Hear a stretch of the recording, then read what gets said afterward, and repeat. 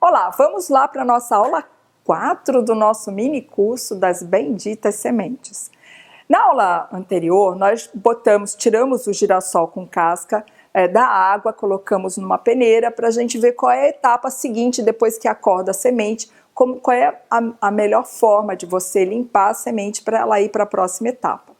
Lógico que o girassol que a gente usou, ele germina no ar, então ele já ficou na peneira e a gente deu sequência. Mas existem casos, como é o caso da próxima aula, que a gente germina a semente dentro da água.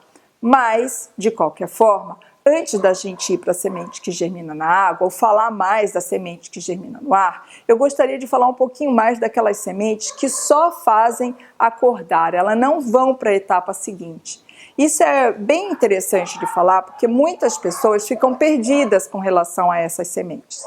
É interessante a gente saber que no Brasil a gente tem algumas sementes que têm um grande interesse econômico, é commodity mesmo, então existem máquinas de alta tecnologia para fazer o descasque, como é o caso do trigo, como é o caso do centeio, como é o caso do arroz.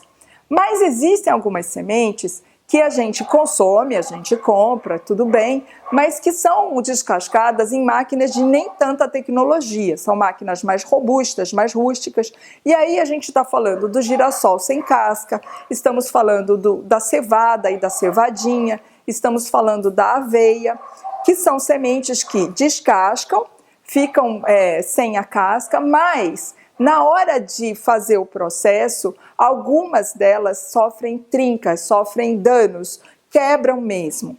E aqui no Brasil, estatisticamente, a gente sabe que o índice de danos dessas sementes, que eu dei o exemplo, é da ordem de 25% a 30%.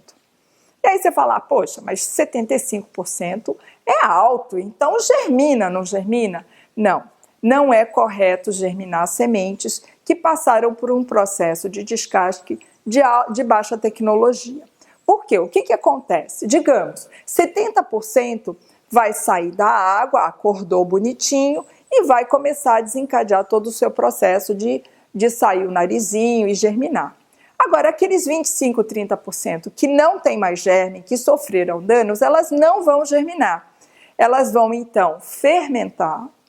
E se o tempo de germinação que a gente precisa deixar lá na peneira, 24 horas, 48 horas, por aí vai, se esse tempo é muito longo, na sequência, depois de fermentar, elas começam a putrefar. Isso é muito fácil de ver quando, por exemplo, você vai fazer o broto, que você põe lá a semente na terra e ela vai brotar na terra. O que acontece? As sementes que germinaram, ela vai desencadear a plantinha bonitinho. Aquelas que não germinaram, que fermentaram, entraram em processo de putrefação, mas você não percebeu, você vai acabar percebendo, porque vai formar fungo, vai chamar mosquinha, vai ficar aquele monte... É muito comum as pessoas dizerem, o meu broto está cheio de mosquinha. Foi por isso. Foi exatamente por isso, porque aquelas sementes que putrefaram vão gerar um odor que vai atrair os mosquitinhos ou vai atrair os oportunistas da putrefação. Então, eu vou mostrar para vocês qual é. Na tabela que vocês receberam, tá lá aveia, cevadinha, cevada, girassol sem casca, tá lá o tempo. Só acordar, não tem no ar, não tem na terra, por causa disso. Tem um lado bom, né? Porque, por exemplo, o girassol sem casca é uma semente que eu chamo de saia justa ou água no feijão. Eu sei que eu vou receber uma pessoa para jantar ou para almoçar, eu tenho umas 4, 5 horas aí de tempo, eu posso botar ele para hidratar rapidamente, dou uma pequena mornada na água e consigo fazer uma porpeta, consigo fazer um biscoito, consigo fazer um bolo rapidinho. Então, nesse sentido, até é bom. Mas, com certeza, em outros países onde as máquinas de processamento são mais sofisticadas, vocês não vão ter esse problema. Mas é importante, porque a gente tem que conhecer aonde a gente está e qual é a qualidade da semente que a gente está comprando. E aí é muito simples, você coloca simplesmente na água, passou o tempo que está lá na tabela de hidratação, que em geral é de 4 a 6 horas, e aí você então vai simplesmente passar por uma peneira, drenar jogar fora essa água da hidratação, como sempre. Aqui eu já estou lavando com a água solarizada.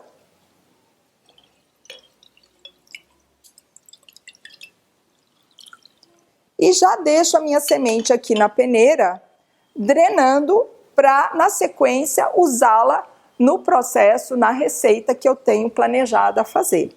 Aqui eu posso fazer um bolo, posso fazer um biscoito, posso fazer uma barrinha, posso fazer 500 coisas com esse girassol, que é uma semente muito interessante pela sua riqueza em magnésio e pela sua riqueza também em antioxidantes, motivo pelo qual ela é levemente amarga.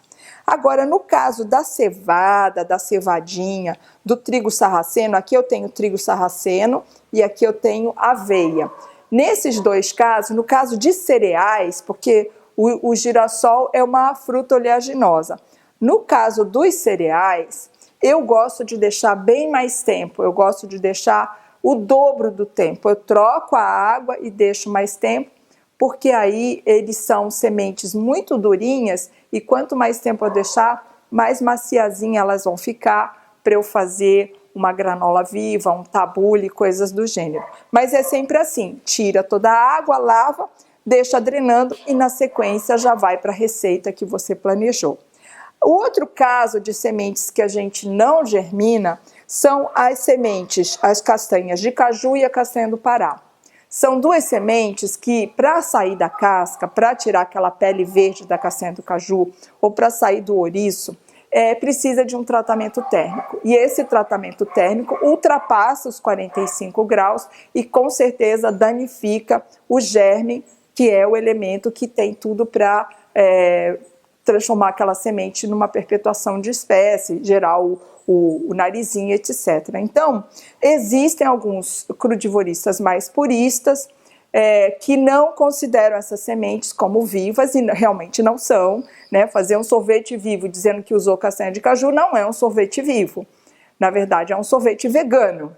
Mas não são elementos que a gente possa considerar como vivas, porque justamente elas não germinam. Essas daqui 100% não germinam. Aqui, no exemplo anterior, elas germinam, porém uma percentagem pequena que pode prejudicar a germinação do todo. Aqui eu não sou uma pessoa assim muito exclusiva, eu gosto de incluir, eu gosto dos leites de castanha de caju, de castanha do Pará, eu acho que são leites veganos, são receitas veganas que têm muita coisa boa para nos oferecer. Mas se a gente tiver que levar ao pé da letra, realmente essas duas sementes são exemplos de não vivas, não germinam mesmo. E aí, na sequência, eu gostaria de mostrar para vocês as panelas furadas, né? Nós temos 3 tipos de panela furada, inclusive o doce limão tem elas 3 já embaladas num kit, onde a primeira é em voal, que é um poro bem fininho, que é ideal para fazer sucos, leites, vitaminas e queijos e tudo mais. Nós temos a panela 2, que tem um poro um pouquinho maior, que é ideal para fazer sucos mais cremosos, com mais riqueza de fibras e também para fazer algumas mousses. E nós temos a panela 3, que tem um poro maior, que a gente usa para fazer mousses assim, sem precisar do liquidificador. Mas eu estou falando isso porque eu gosto muito de germinar no ar as leguminosas, os feijões, que a gente vai ver na próxima aula. É só esperar um pouquinho que a gente chega lá. Até lá!